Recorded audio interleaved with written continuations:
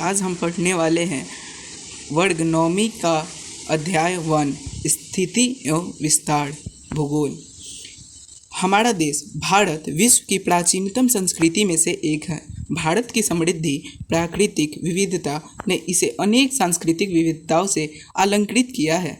सिंधु घाटी की प्राचीन सभ्यता भारत में ही विकसित हुई है। बिहार में स्थित वैशाली विश्व का पहला गणराज्य है, अतः भारत का विश्व के इतिहास में महत्वपूर्ण योगदान रहा है। विश्व में भारत ही एकमात्र ऐसा देश है जिसके नाम पर एक हिंद महासागर है।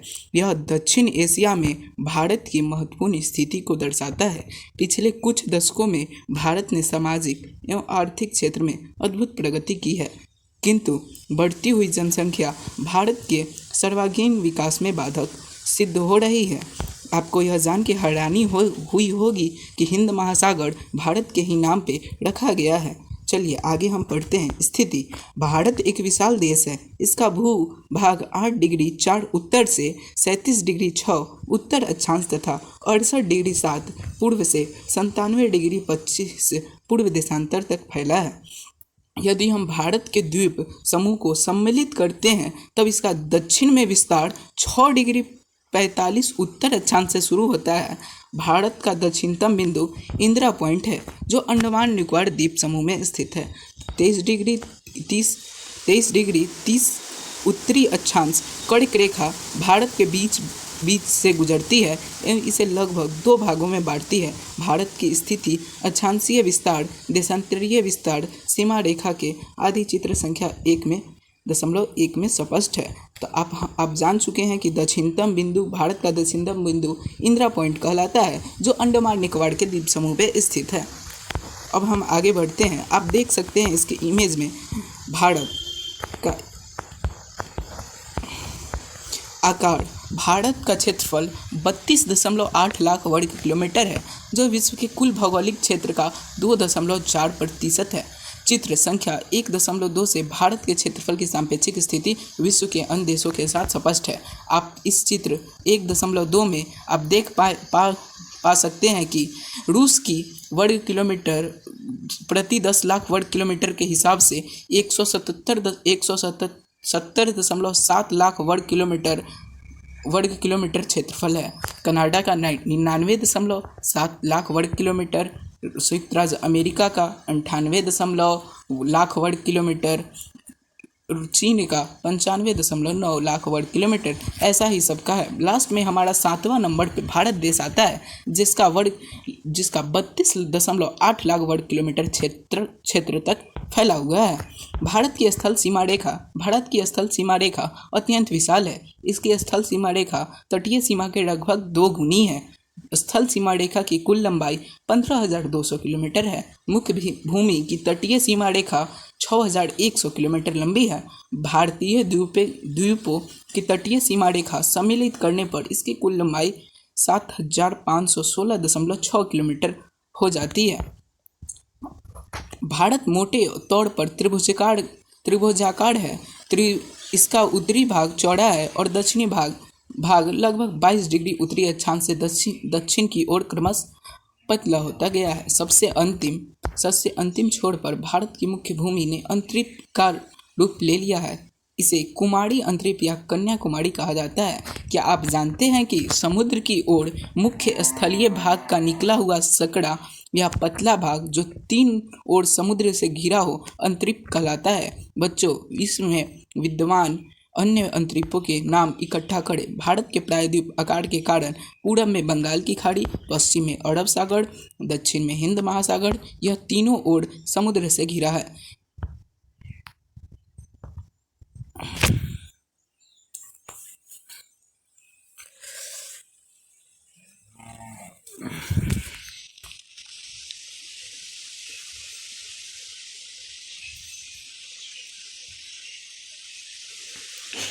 समुद्र से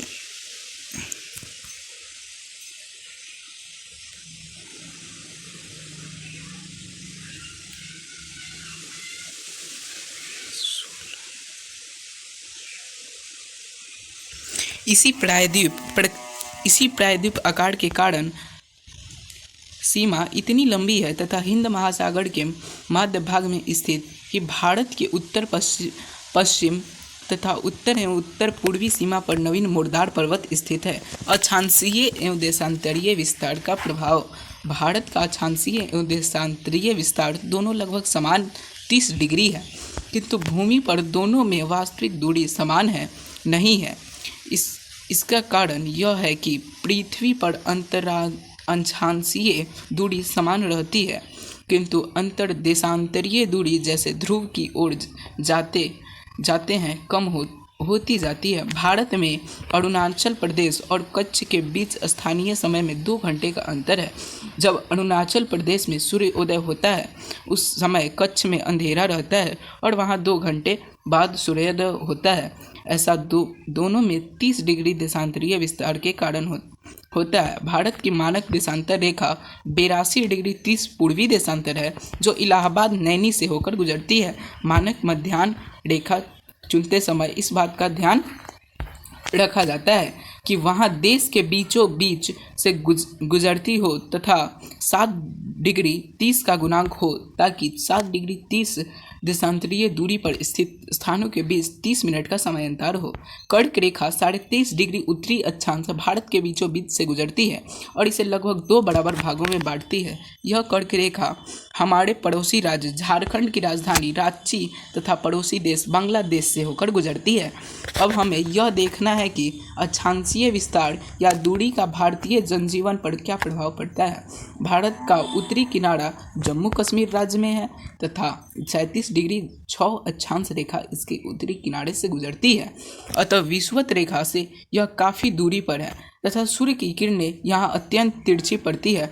परिणामतः यहाँ सूर्य ताप कम मिलता है और जाड़े की ऋतु में अत्यधिक ठंड पड़ती है।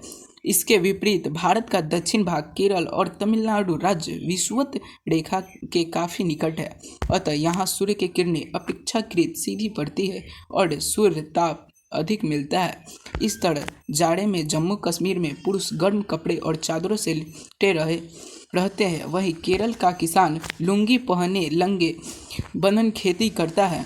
अधिक अक्षांशीय विस्तार का प्रभाव दिन और रात की अवधि पर भी पड़ता है।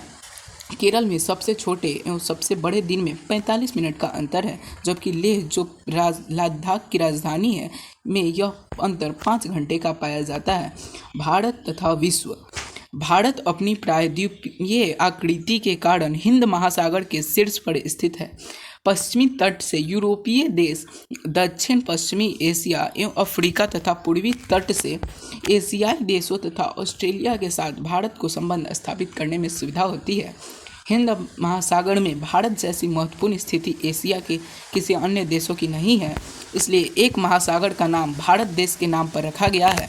भारत का विश्व के अन्य देशों से संपर्क केवल समुद्री जलमार्ग द्वारा ही नहीं था, बल्कि उत्तर के विशाल पर्वतमाला हिमालय के बीच स्थित दर्रों से भी था।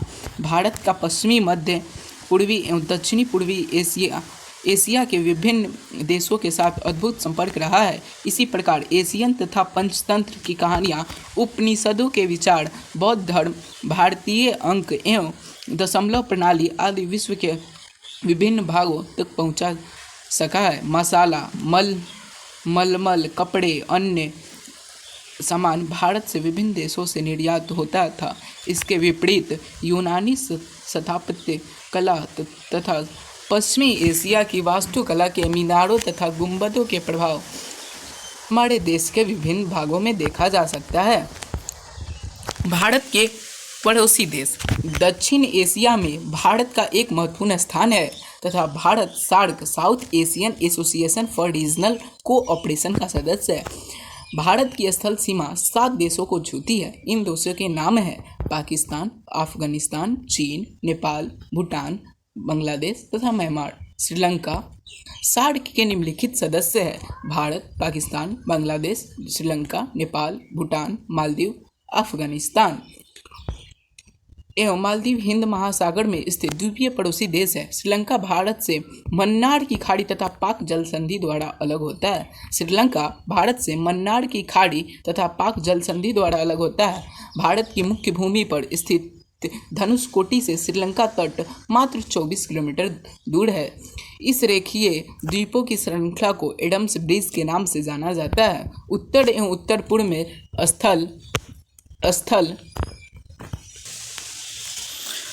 उत्तर पूर्व में स्थल मार्ग भाग में भारत की सीमा रेखा पर्वत श्रृंखला द्वारा निर्धारित होती है।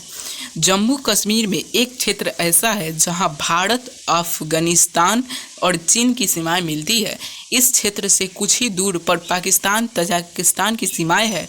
इस तरह इतने निकटस्थ 5 देशों की सीमाएं होने से यह क्षेत्र सामरिक दृष्टि से अत्यंत संवेदनशील है। जम्मू कश्मीर के उत्तर पूर्व में तिब्बत का पठार जो अब चीन के अंतर्गत है। यहाँ कैलाश पर्वत और मानसरोवर झील स्थित है। इसके बाद उत्तर पूर्व की ओर बढ़ने पर नेपाल भारत का एक अन्य पड़ोसी देश हिमालय की गोद में बसा हुआ है। सांस्कृतिक दृष्टि से नेपाल भारत के बहुत निकट है। प्राचीन काल से ही हमारे संबंध नेपाल के साथ घनिष्ठ रहे हैं। नेपाल में हिमालय से निकलने वाली नदियाँ बिहार के मैदानी क्षेत्र गंगा नदी से मिलती है। कोसी नदी, जिसे बिहार का शोक कहा जाता है, इसका उद्गम नेपाल में है। दोनों देशों में कोसी नदी पर एक संयुक्त परियोजना विकसित हुई है, जिसके कारण पारस्परिक सहयोग एवं मैत्री भावना को बल मिला है। नेपाल में कोसी तटबंध के टूट जाने से 18 अगस्त 2008 को उत्तरी बिहार में भयंकर बाढ़ आई। इसलिए भारत के लिए नेपाल का राजनीतिक, आर्थिक और सांस्कृतिक दृष्टिकोण से बहुत महत्व है। नेपाल के पूरब में भूटान स्थित है, जो भारत के साथ एक विशेष समझौते से जुड़ा है। वस्तुतः आज भी भूटान की सुरक्षा एवं विकास की जिम्मेदारी भारत की है। भूटान के पूरब में भारत एवं चीन की सीमा रेखा हिमालय की श्रेणियां से होकर गुजरती है। इस सीमा रेखा का नाम मैकमोहन रेखा है। अरुणाचल प्रदेश के उत्तर पूर्व में भारत, चीन तथा म्यांमार तीनों देशों की सीमाएं एक बिंदु पर आकर मिलती है। इसके बाद पूर्वांचल की पहाड़ियाँ ये म्यांमार को भारत से अलग करती है और दक्षिण में ये पहाड़ियाँ म्यांमार